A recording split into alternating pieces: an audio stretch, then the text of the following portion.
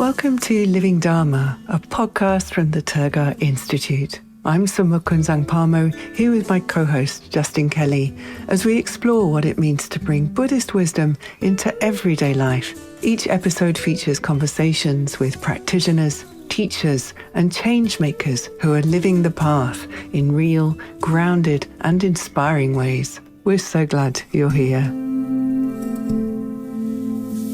Well, welcome everyone. We're really pleased to have our inaugural guest on the podcast, none other than Mingyur Rinpoche. Mingyur Rinpoche, thank you so much for joining us. It's always a pleasure. Thank you. I'm very happy to be here. So Rinpoche, where are you right now? Where are you recording from? Now I'm in Kathmandu in the Tergar monastery, and special, I have this one tiny room with the soundproof, because Kathmandu we have a lot of dogs and aeroplane and the marriage music. So I have this soundproof room. So I'm very happy to have this room here and having this dialogue. Excellent, Rinpoche. Yes, Kunzang and I are both well aware of those dogs and the marriage ceremonies. They can keep us up all night. So. Yeah. Rinpoche, why don't we start? So the nature of the podcast, the Living Dharma podcast, is about the application of the teachings. So how do we make it alive in the world? Could you say a little bit about what this means to you and how you understand this idea of applying the teachings? In my meditative lineage, we really emphasize about the experiential practices. So that means you learn, of course, from the intellectual level, but then you experience it through the meditation. Then the most important is to apply in everyday life. So that application is really important. You almost like you not just theory that on the book, when the book close, gone. Or not even on the cushion, what we call. You experience it when you're out of cushion, gone. Not like that. So bring into your everyday life. So that's I'm thinking that Living Dharma, I think, is all about these three things, special application. And are there specific examples, Rinpoche, from the lineage that you're a part of that you think really exemplify this idea of applying the teachings? Yeah, of course. My father, he is really embodied these teachings. So he's not really great scholar or learn 9 years of this or 9 to 18 years in the monastery college. Not like that. He's just simple practitioner. And he learned one book he said he learned is kind of like, there's one text called Ju Sangwa Nyingbo, the Tantric text, the sacred Tantric text that he learned. Otherwise, he didn't learn. But what he received is the experiential teachings. Right away, he applied it. And he practiced it. And he bring into his life. So he's really kind. And his deeper level, his mind is like vast as like sky. But action level is so kind of humble, but confident. And no matter what kind of people comes to him, he become like that label. He can talk. Sometimes beggar comes, he's become like beggar. And they will communicate like friend. And the king of Nepal comes, he's become like that level. And then discuss with that. So it's deeper level. There's no me that's stuck there. But then after level, outside, you can become anything. There's a flexibility, openness, but at the same time, there's a grounding, resilient. There is sky that cannot be polluted, cannot be, indestructible in a way, but at the same time, so kind, compassionate. Yeah. What a beautiful story, Rinpoche. I've oftentimes thought of Tulku Urgyen Rinpoche, your father, in Kathmandu, because I was told, at least, that he thought cities were a great place to practice because of all the noise and the sounds. And I'm always there, quite contracted, wondering where the sky is, but very inspirational. Kunzang, you want to kick us off with some of the questions that we had? Yeah, thank you. Thank you, Justin. Thank you, Rinpoche. I remember when one of the first teachings I had from you in 2008, when you first started teaching, the monks gave you a nickname, Grandad. And I was wondering if you could share a few words about how your teaching style has evolved from what I imagine would have been quite a traditional style of teaching. When I was young, I'm quite, actually, my personality is a very sensitive person. Emotional, sensitive person. That's what I being born, I think. So I think that's one of the reasons that I have panic attacks. Because if something's slightly wrong, then I will think about that for weeks and days. And then there's and I felt a lot also other people's emotion also, and it's kind of like my full body is like sensitive, mind and body. And at the same time, of course, the tradition that Nepal, India, Tibet, there's well-behaved is promoting is very important. And I'm cherishing that. So I follow this kind of like really behave well, and then people around me, I have really fortunate that I have a lot of great teachers. Of course, they are 70, 80 years old, and even my personal tutor is 70 some years old. They are a little bit senior. Then I become friend with them. Then my behavior also become like them, So when I walk like old person. And when I interact with other people, I'm like grandpa or the lagen. Normally, lagen meaning the old lama. When I was 18 years old, I went to Tibet because I sit too long in my 3-year retreat. But that time, my sensitive emotions are not so much effective because of panic attacks, and I transform panic become my friend, and I develop quite resilient. So I don't have that very sensitive touchy. That is gone. Of course, I still know I still feel things, of course, but that power of that sensitive is gone. It's transformed. But still, my behavior is still like old lama, like the old lama. So I even have the stick, walking stick, because I sit too long in 3-year retreat. I cannot walk very well. So 18, I went to Tibet. Then there's one monastery in the Tibet called Nangchen, and there's one of my teacher, Adi Rinpoche, was there. But that time I haven't received a lot of teaching from him. So his house is below down there, the other side of the mountain. But the big mountain is a little bit higher than his residence. So we have to walk down. And my brother Sonyo Rinpoche walked before me. He is 10 years older than me. So at that time, he's 28 and I'm 18. I have walking stick. My brother doesn't have. So we walk down and I'm I think become like old lama, And then my teacher, Adi Rinpoche, were looking from far away, and they said, "Who is the behind of Sonyo Rinpoche? That old lama. Do you know the name of that old lama?" Actually, me, I'm 18 years old. So, likewise, when I give teaching, it's very serious normally, and so then slowly, what I learn is the really important.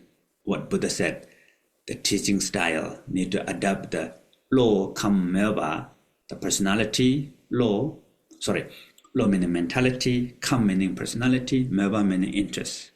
So I adopt that. Now I become monkey. So my hands are all over the place, and my I act on instant things, and I when I teach to the 1,000 people or 10 people, almost same.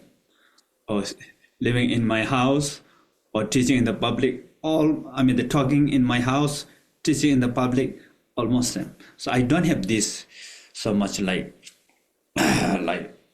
dress well and talk elegant. Those things are not much. Rinpoche, it sounds like maybe if we keep on this trajectory, maybe we'll schedule like some stand-up comedian acts for the latter part of your life, and you can tell jokes like on Netflix or something. Good idea. That's really beautiful, Rinpoche. I'm curious too, just to dig into one piece of that story, Rinpoche, and that's you as a monk, compared to many of your family members who were lay lamas, who had families. Could you talk about making that decision, Rinpoche, and what it meant to you? Was that involved in this kind of holding of the tradition? Or, I wonder about that. So, of course, even in the monastery, you take the vow, the early vow first, novice vow. Then after a certain level, you have choice when you become 18 some years old. And sometimes many monks disrobe, and I was thinking, should I maybe, like my father, of course, married this, otherwise I'm not be here, right? And some of my brothers have family. And I see that although they are practitioner, but there's a lot of problems. And for me, two things is very important.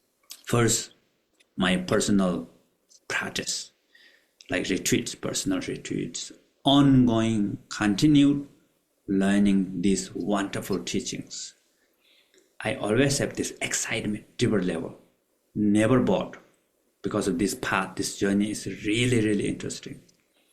And there's unlimited discovery until fully enlightened, So that's really my deeper level longing. Second, I want to teach. So what I see, this wonderful lineage, this teaching transform my life, although I'm very sensitive, very emotional person, but can transform. And I believe others can. So eager to share these things. So with these two things, being monk, it's very easy. So I can go to retreat almost any time. No need to discuss with so many things. Of course, I need to make plan ahead. And I can have a lot of time for teaching, dedicating for the others. So everybody is my family. Sometimes what I'm saying, all the monks and nuns are my children. That's beautiful, Rinpoche. There's this phrase, Rinpoche, in U.S. American culture, more money, more problems. And I hear that in what you're saying, that the responsibility grows, right, in family life, as many of us experience. That's really beautiful, Rinpoche. And can you talk about the actual process? Like, did you talk to your brothers? Did you talk to other monks? And did you kind of weigh the options, or was it more of an internal process? It's an internal practice. So I see, of course, I'm part of the family. I see other monks. One, like, I have this, what we call, I took novice vow. Three of us, we take together what we call Dharma brother. And one disrobed and went to New York. So then 2003 or 4, I went to New York, and he was very happy, and he invited me, and he became the yellow cap diver in New York. And I went to his camp, and he bring me many different parts of the city, And I look at his life. He's really, really not happy. He's lost, he's tired, he's working morning to evening and just get few money. He tried to buy a house, but it's 30 years loan. And A 30-year mortgage, Rinpoche, so he had to pay it over 30 years, yeah. 30, over 30 years mortgage, all these things. And that really also impact me. Gosh, that's an important message, Rinpoche. I've been traveled to a lot of Tibetan communities in New York and Paris and Toronto and Minneapolis, right? These big enclaves of the Tibetan people, Himalayan people. And I've seen a lot of cases like that. I think that's an important message to hear as people make these decisions. Rinpoche, I could follow up with that with a question. Being at the top of an organization, I imagine that at times must be quite lonely. And if so, how do you work with that? You shared that you're the same when you're teaching or if you're at home, so you're very comfortable in your own skin. But I imagine it must at times feel you have to play this role, be this person. Somehow I never felt loneliness. Even I go to the wandering retreat in the mountain, walk up, 7 days no people, walk down, 2 days no people. But I never felt lonely. I still have connection. And I think the loneliness is not really my problem now. I think because of my practice, the meditation practice, that helps me. But of course, I'm doing a lot of interview, especially I met nowadays many leaders, also stars, superstars, leaders, local people, and low income people, so many. And the loneliness people really express, especially in the leaders. When they become more higher and higher, they feel like suddenly their colleagues not become colleague anymore. And then you cannot find the real friend. So what I'm thinking that if we take refuge to ourselves, the inner, what we call basic innate goodness. Refuge, the real refuge is within us. The home, refuge, friend. And that really makes life become exciting, meaningful, joyful, I think. It's very inspirational, Rinpoche. I wonder too, Rinpoche, if some of that, like if we think of leadership is oftentimes competitive. If I'm not the senior most executive, someone else will be. But in your case, maybe you don't experience that sense of competition, right? I don't have that competition. For me, it's the how to say, complaint is you are not really ordering us, not enough ordering us, not enough leading us. So that's the normally getting complaint with me. One reason is I don't control normally, and I'm not really worried. Also, I trust people, but I trust people not like that I surrender to them also. There is, like I stand by, I'm guarding, the like bodyguard, what do you call it? Guarding, yeah. Guarding the organization. And also I show the direction of the organization. I'm doing a lot of things, but at the same time, I'm almost like invisible in the organization. So that I think people really, in a way, they feel almost like they really want me to guide. But at the same time, I'm just be there, but not control. So that becomes very powerful balance, I think.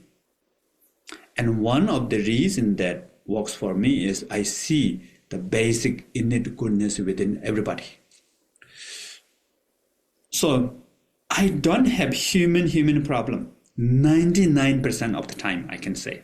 1%, of course, no matter what do, there's no harm. But 99% of the time, I don't have the real problem with the humans. Even people say, oh, nobody can get alone with that person. For me, get alone. But the problem is, two of them, they both really get alone with me, but they don't get alone each other, and I'm in between. Sometimes there's some problems. Yeah. I have this image, Rinpoche, of you of a Dharma protector when you said that, how you guard in a way. Yeah, that's really profound, yet invisible. So this is the strategy you use to guide all these organizations, yeah? Yeah, I'm there, yet almost invisible. That's amazing, Rinpoche. I think that there's a lot we can learn because nowadays, at least, there's so much of an idea of like identity, right? Like when you're the leader, it's almost like people feel they have to be the first person. And I can say personally, watching you lead your organizations has really inspired the way I try to work in my own environments. And at first I thought it might be counterproductive, this idea of being invisible, but yet you are guarding. Everybody say you're too weak. Everybody said, oh, they will not listen to you. But actually opposite comes. Everybody want to listen to me in a way, almost like they ask me. I'm also step back, but it's not the giving up. Actually, I'm holding the entire organization at the same time. Yeah. So Rinpoche, Justin and I both attended your teaching in 2008 that I was mentioning earlier. And it was pointing out the Dharmakaya. I'm sure you remember it. Yes. And at the end of that teaching, at the end, there was a celebrationary evening. It was kind of a talent show. I remember Justin and I were just chatting about it. Actually, we remember quite vividly that one of the performances at the end was a flamenco dance. Do you know flamenco dance? Yes. I remember. It was the first time I'd personally ever seen anything like it. And I was like amazed, actually dazzled in how sensual that dance was. And I was watching the women who were dancing for you. And yeah, I was kind of also a bit uncomfortable. Here we are in the temple and they're dancing to you. And I noticed that you, throughout the dance, you kept your gaze downwards. And it seemed from where I was sitting that you were just not making eye contact with them. And I was just wondering, like in your teachings, you talk about these different approaches of abandoning, transforming, and knowing the nature of whatever emotion, whatever we're experiencing. Could you say a few words about how that experience was for you? And also in which circumstances you would practice these three of abandoning, transforming, or knowing the nature? I still remember that one. It's quite embarrassing. It's in the main hall. And all the Sangha members and the statue rituals, everything's there. And then the middle of that, we have the dance going on.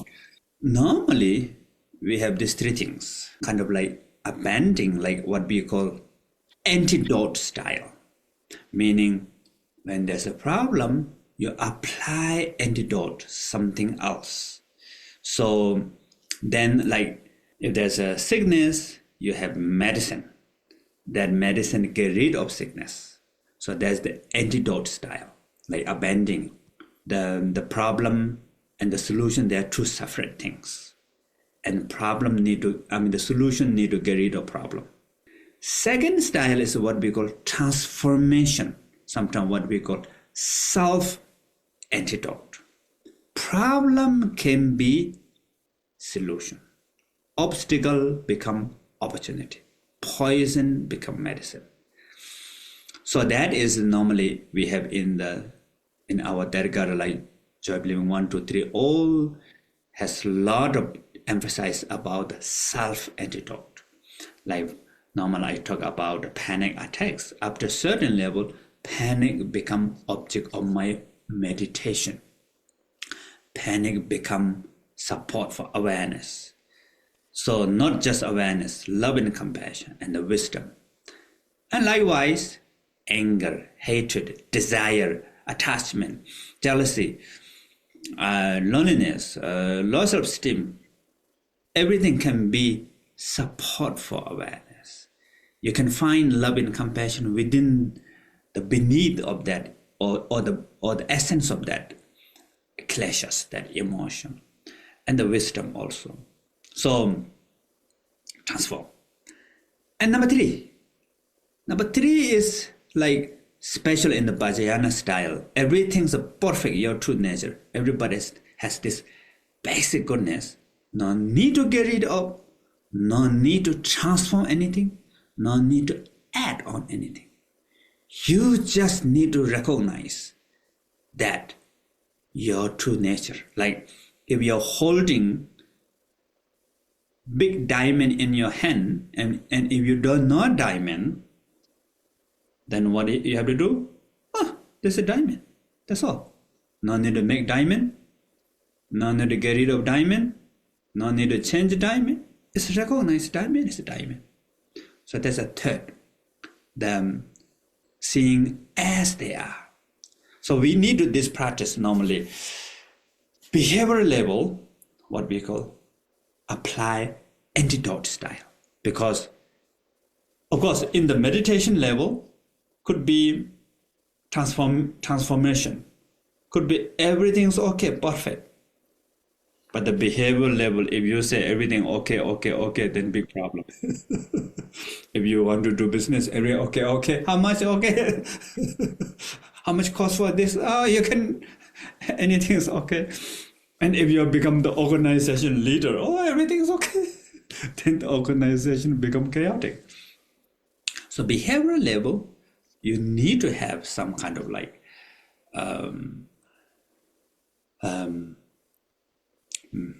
maybe antidote. When the problem, you might find solution, or sometimes the problem may become solution. Sometimes leave it things as they are. So we have to use many different ways. But in the meditative level, normally everything's fine. Right is fine, wrong is fine. Clarity is fine, dullness is fine. Doubt is fine, certainty is fine. So I use all this practice, special for me, transformation, knowing as they are. In my own practice, I use this a lot since when I was 9 years old. Of course, fail a lot. I'm learning from my failures. Was that flamenco dance then, Rinpoche, if we're trying to like identify what types of practice? In that moment, wasn't a practice of abandoning? So my behavior, I think might be better. I'm not remember what I behave. I think you both. You were quite, Rinpoche, I would say, I remember it vividly as well. I was quite new. I think Kunzang and I had just gotten to know each other that time. And I was astounded too. There were, the little monks were around the outside of the shrine hall kind of trying to see, and you didn't move. It's like, I don't think, you just sat there like a mountain. And I too remember and it seemed like an example of abandoning, where it's like, you're kind of almost suppressing the sense doors is oftentimes one way that it's described. Would you agree? Yeah, maybe I did that one. I'm not remember. I remember the dance. Yeah. And just for those that are listening, the dancers were dressed beautifully. It was just the flamenco is such an expression. Attention. They really want to make everybody happy. It's part of the celebration and of the teaching. Yeah. And we had a professional, and yes, it was. Yeah, they are professional, I think. Yes. Yeah.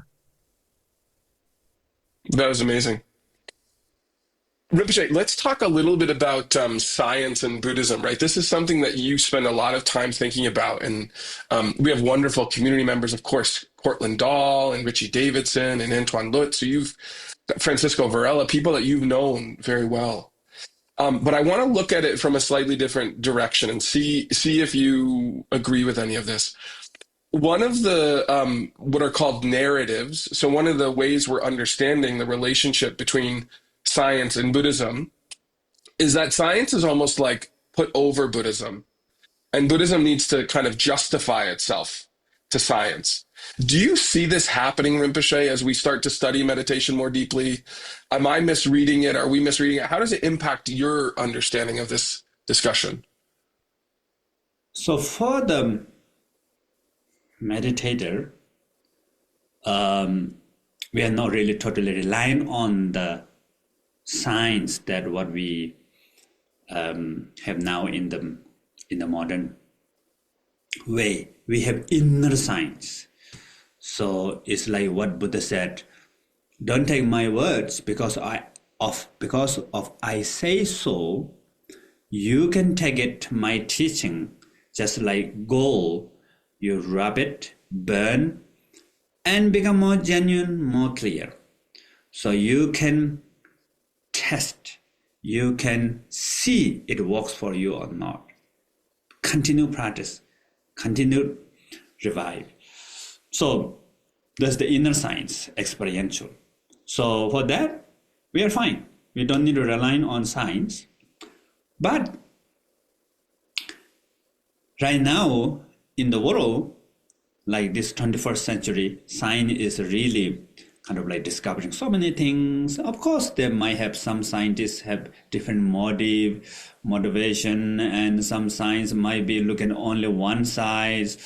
Those things possible, but mainstream science, I think, is really, I'm really appreciate about the science. You know, they have a lot of discovery, so many things. And for me, because I'm time to time join with these meetings,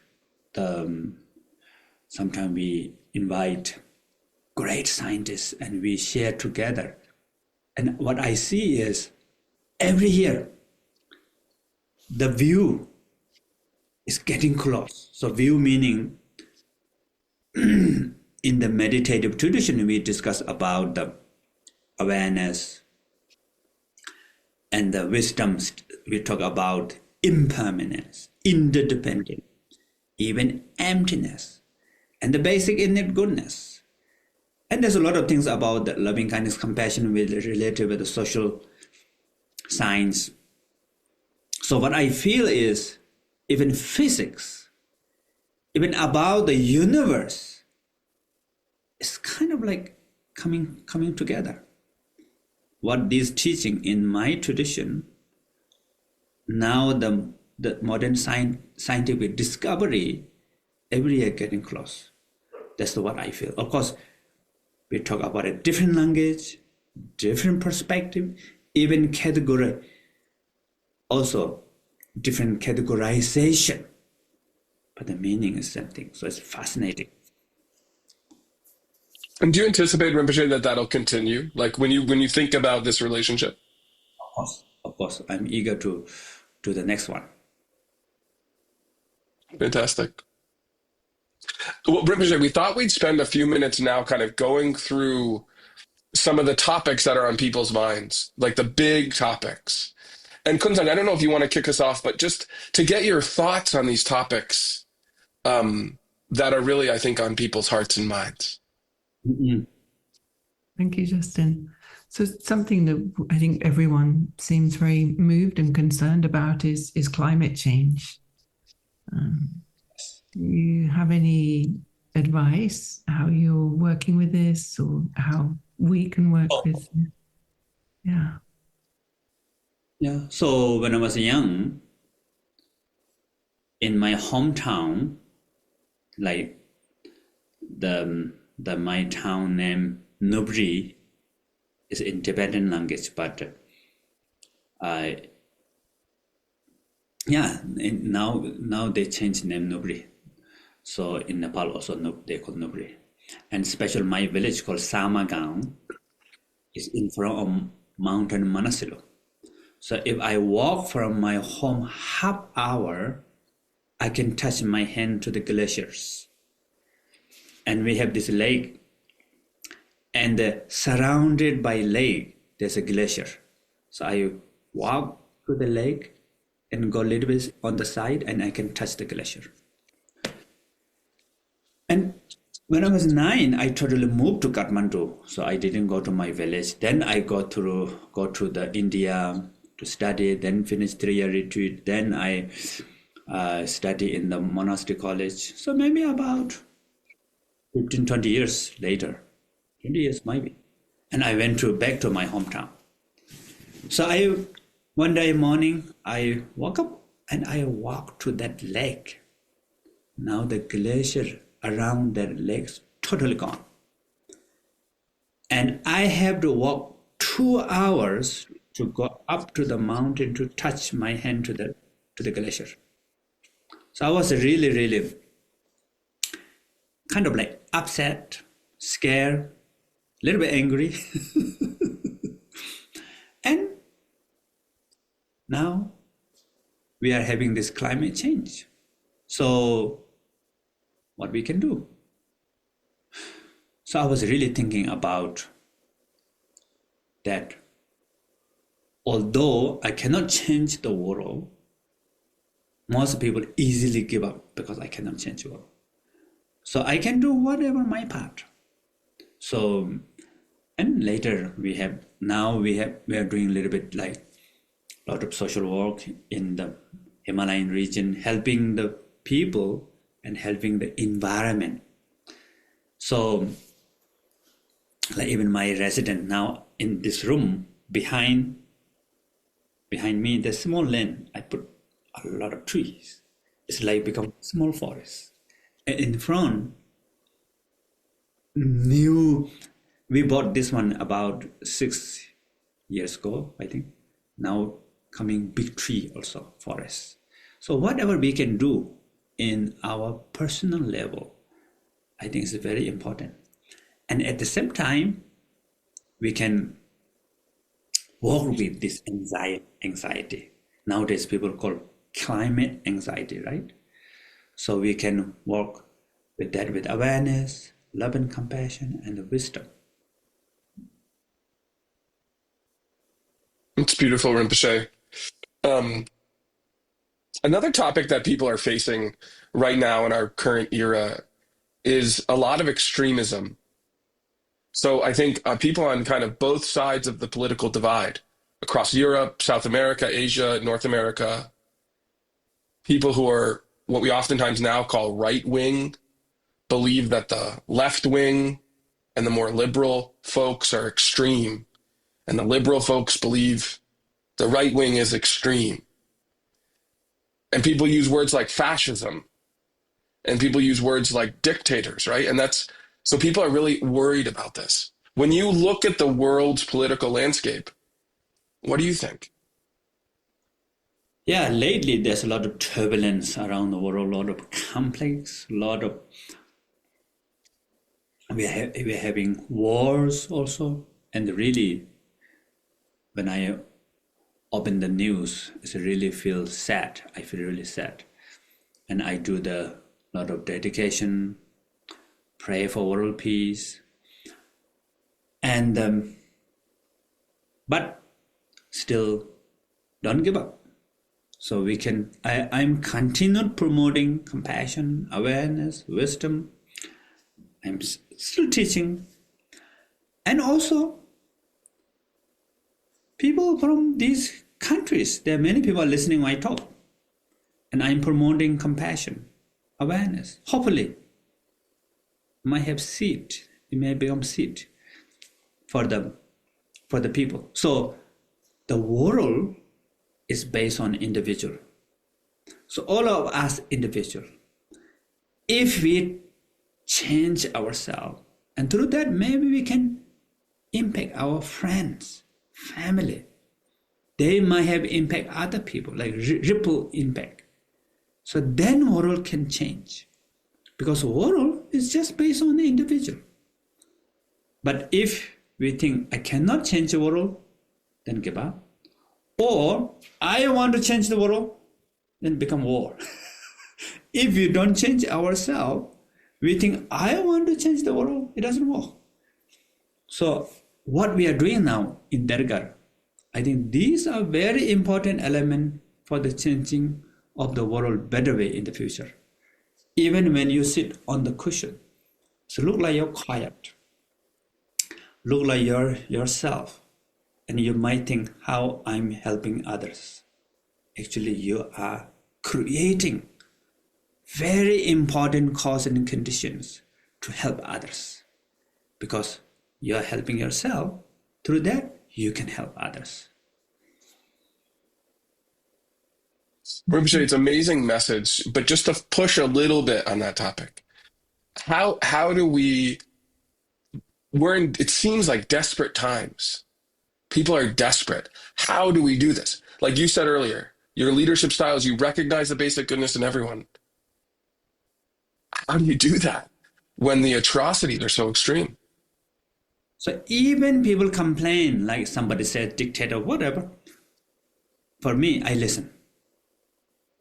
Deep listening. I don't put my own I don't push my own view. And actually, I don't have very strong view either. I don't want to go direction of the political way. So for me, I really listen to others. Then some people might like one direction. But even look like that person is one direction, if you listen long enough, there's a lot of wisdom there in that same conversation. Lot of problems, but within that same conversation, they have solution also. So then what I do is I pick up those conversations, that solution, that wisdom. I agree that. I discuss more about that. I bring that into surface. And then in the end, that covers everything. The previous negative one diminish automatically. And it's not I control them. It's from them. I nurture them. I bring from them. Bring to the surface. Another topic that seems to be very, very prevalent, and I think many parents are very concerned, the kind of levels of anxiety now that we see children experiencing. Do you have any advice for parents, school teachers, those who are struggling to support children who are experiencing anxiety? True, nowadays a lot. And one of the reasons is sometimes we don't fully understand children. So we need to understand children also 3 levels. There's something need to be antidote style, something transformative style, something knowing who they are. So like some education or parenting style or social is antidote style, always problem, then solution, problem, solution, fine. Then children after a certain level become very the level of resilience go down, very sensitive, fragile. And then some teachers and education said, oh, children are perfect from there, we don't have to do anything. Then sometimes that also after a certain level, it's really difficult to bring when you go back to the life, it's also difficult. And some they said, oh, problem, solution, obstacle, opportunity there. So we don't look full picture of the children itself. So children has this wonderful nature, basic innate goodness. But of course, at the same time, there's a boundary. We need to really, what we call, if children need to learn, don't protect too much, don't control too much. But at the same time, you don't totally let go. If children is falling from the table, let it fall, but you look at the ground. Is there danger or not? And you're there.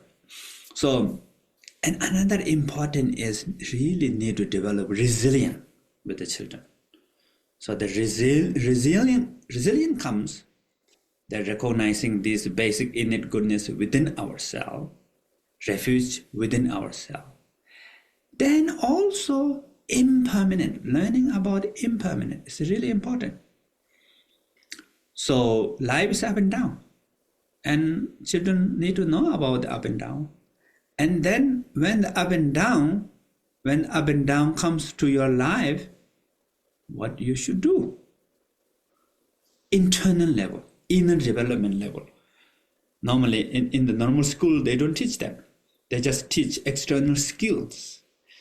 So that's why the anxiety or loneliness, depression level of children right now is really high. Powerful, Rinpoche, as a parent to hear you say that. And I remember when my first son was born, just immediately I had a good friend who came to visit who had a couple of children. And he said something to me that was so confusing at the time. He said, I hope that your child falls from a high enough height that they are impacted, right? That it's difficult, but yet not too high of a height that they're really impacted. And I looked at him, I said, what are you talking about?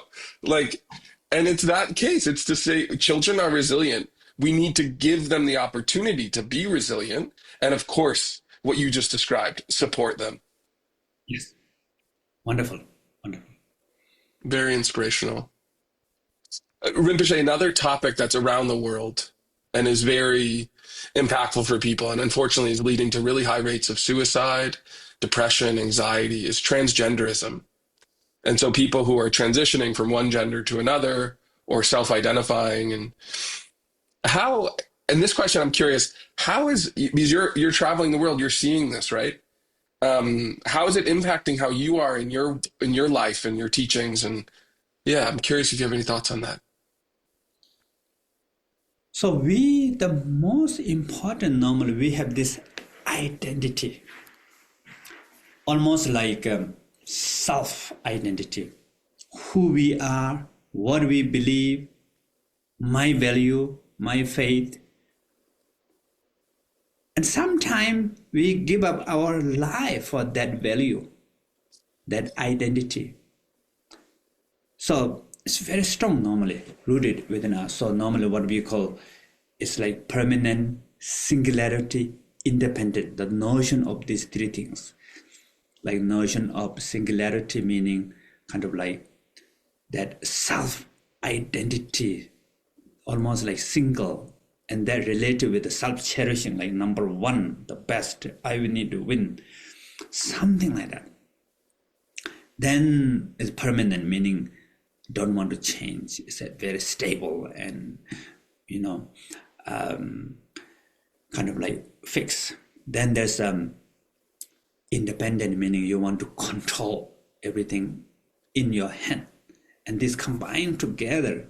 So this is why there's a lot of the war comes from there, conflicts comes from there, disagreement comes there, everything comes from there. So then people change from that identity. Sometimes they confuse. So then a lot of turbulence comes. So normally, like people come to me and ask me to advise. I always try to emphasize two things. One is the basic innate goodness. No matter what kind of identity or what kind of male, female, race, culture, it doesn't matter. Our true nature is always beyond, pure, present.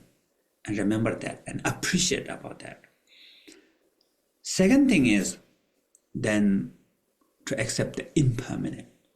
So life is up and down, like wave of the ocean. If you fight with a wave, then the water go into our nose and the lungs and you cannot fight it. But if we play with the waves and we can drive, pretty cool. We can swim, we can play with that. Wave is wonderful. Another example is stock market go up and down. Because stock market go up and down, so people make business, right? If the stock market is flat, then there's no business. So actually, up and down, accept that. But no need to give up. You can continue to learn and grow. So Rinpoche, our last question for you now. What do you envision or what would you like the future to look like? Yeah. I always have the, hope, optimistic. So, of course, world will go up and down. So we are in now down moment, and I hope people will learn from this down moment. Then hopefully something good thing come out in the future. That's what I'm sensing. So, and everybody has a basic inner goodness, although this basic inner goodness is covered, what we call the, it's like diamond covered by mud, or the light in the middle of the house. If you close the door and the window, it's totally covered, but still some light comes from the how to say, cracks of the door and the window is manifesting. So there's some kind of common resilience normally. People have it. So I think hopefully in the future, we learn from this and better outcome in the future. But of course, meanwhile, there's a conflicts, there's a climate change, there's also financial issue, pandemic, so many things are there. These are real. And I hope that we all not lose hope to develop resilience. And maybe obstacle become opportunity, problem become solution. So much wisdom here, Rinpoche. We're going to spend the next decades trying to enact some of it. So thank you so much. Such a profound inaugural podcast for us. So thank you. Thanks for listening to this edition of Living Dharma. If you enjoyed this episode, we'd be grateful if you left a review, subscribed to the channel, or shared it with somebody that you love. As a 501c3, the Tergar Institute relies on your generosity to continue offering transformational programs rooted in Vajrayana Buddhism. To support our work and explore our course offerings, visit us at tergarinstitute.org. Until next time, may your awareness be steady, may your heart be open, and may your wisdom be ever present.